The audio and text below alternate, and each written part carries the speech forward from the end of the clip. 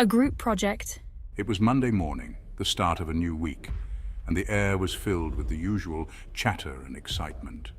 The sun was shining brightly, casting a warm glow over the school building as students made their way inside. Ginny and her friends, Max and Leo, were huddled together before class, their heads bent over a piece of paper. They were whispering animatedly, trying to make sense of their new assignment. They had just gotten their history assignment, and it was a big one. The task was to create a detailed project on a historical event, and it had to be done as a group. This is going to be a disaster. We can't even agree on what to have for lunch, let alone work on a project together. We'll never agree on anything. Max was always the pessimist, and his worried expression didn't help the situation. Let's just get it over with. Leo, on the other hand, was more pragmatic. He shrugged, trying to keep the peace. How about we meet at the maze game after school? Ginny suggested, hoping a change of scenery might help them focus. The maze game was a new entertainment center that had just opened downtown. It was the talk of the town, and everyone was eager to check it out. It was rumored to have a massive maze inside, so big that no one had ever solved it. The idea of navigating through the maze was both exciting and daunting. It seemed like the perfect place to work on a history project, or was it? The thought of combining fun with work was appealing, but they couldn't shake off the feeling that it might be more challenging than they anticipated. As they entered the maze game, they were greeted by the sight of towering walls and intricate pathways. The atmosphere was electric, filled with the sounds of laughter and excitement. They gathered around a map of the maze, trying to plan their route. The maze was divided into different sections, each representing a different historical era. It was a clever way to make learning fun, but it also meant they had to be strategic about their approach. As they navigated through the maze, they discussed their project, sharing ideas and debating over the best way to present their chosen historical event. The maze's twists and turns mirrored their own brainstorming process, full of unexpected challenges and discoveries. At one point, they stumbled upon a hidden clue that tied directly into their project. It was a thrilling moment that boosted their confidence and made them realize that working together might not be so bad after all. By the time they exited the maze, they felt a sense of accomplishment. They had not only made significant progress on their project, but also learned the value of teamwork and collaboration. Back in the classroom, they presented their project with pride. The experience at the maze game had brought them closer together and made their project more engaging and dynamic. Their teacher was impressed, and their classmates clapped enthusiastically.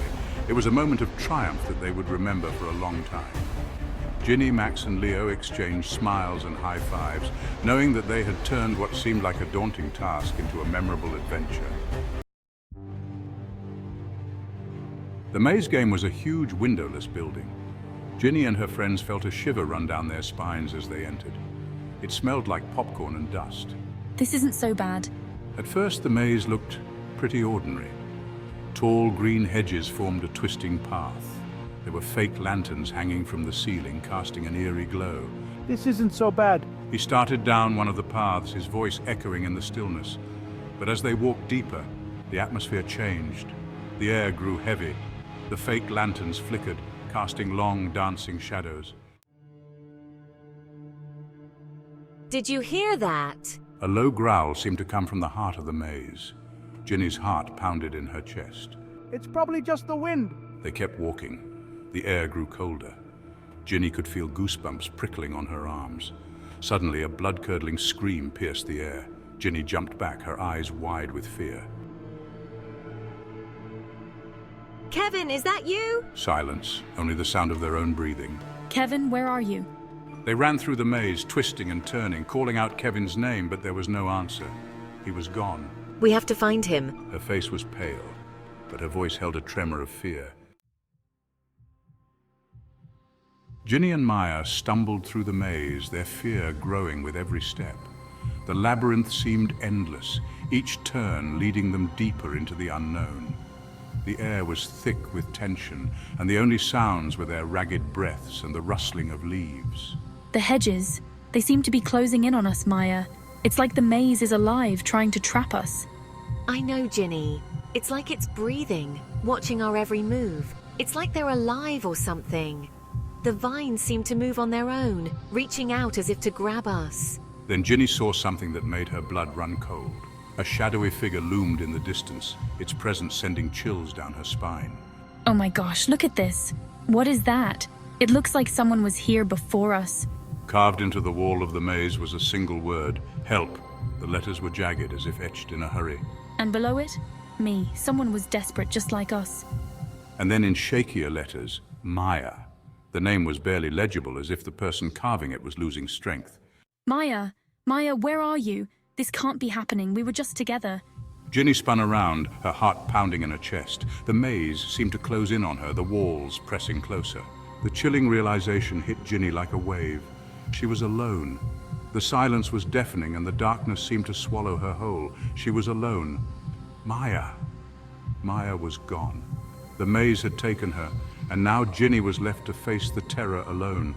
She had to find a way out, but the path was unclear and the shadows seemed to whisper her name. Desperation fueled her steps as she ran through the maze, each turn more confusing than the last. The walls seemed to shift and the path ahead was never the same.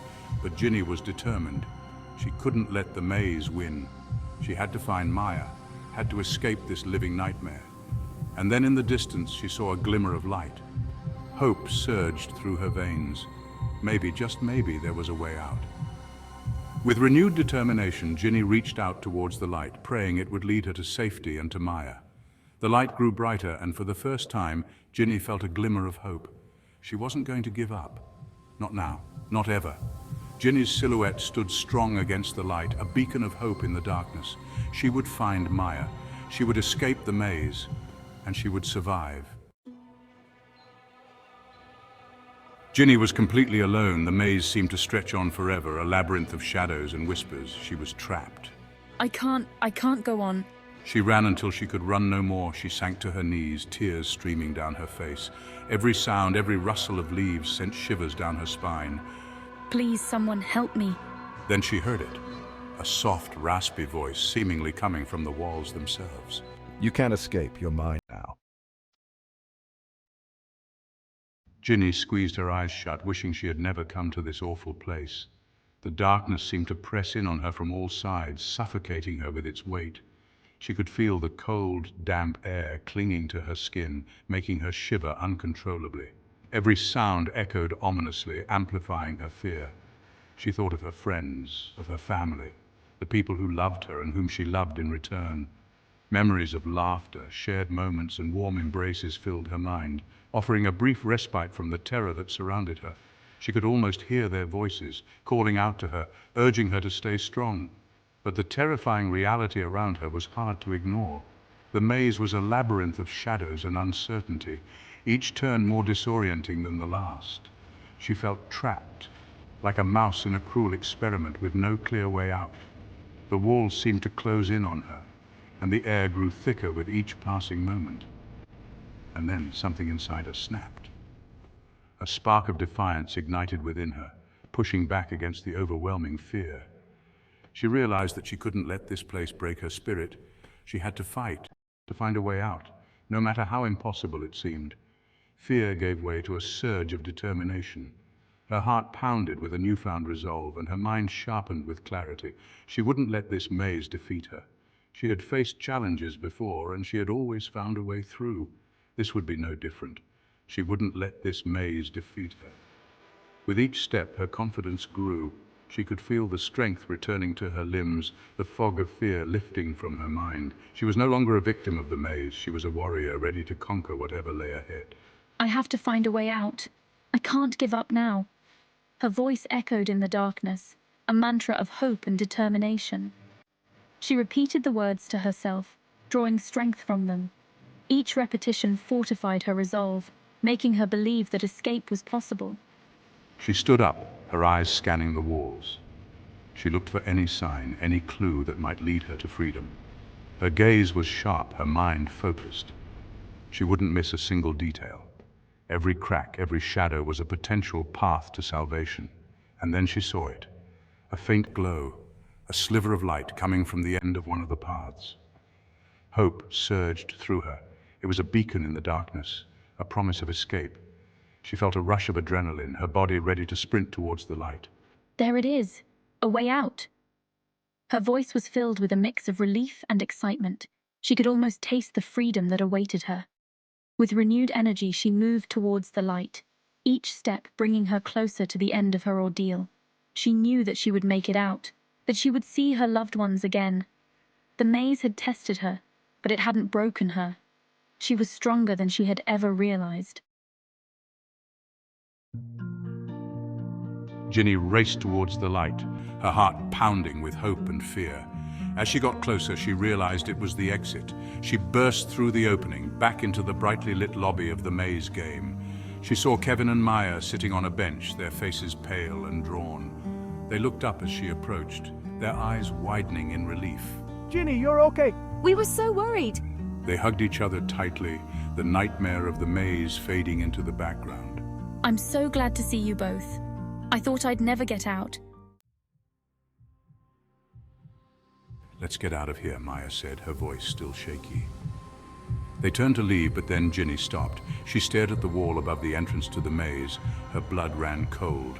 There, above the doorway, a single name was glowing in eerie green letters. Ginny. No, it can't be. And then she heard it again, the soft, raspy voice whispering from the depths of the maze. I'll be seeing you again soon, Ginny, very soon.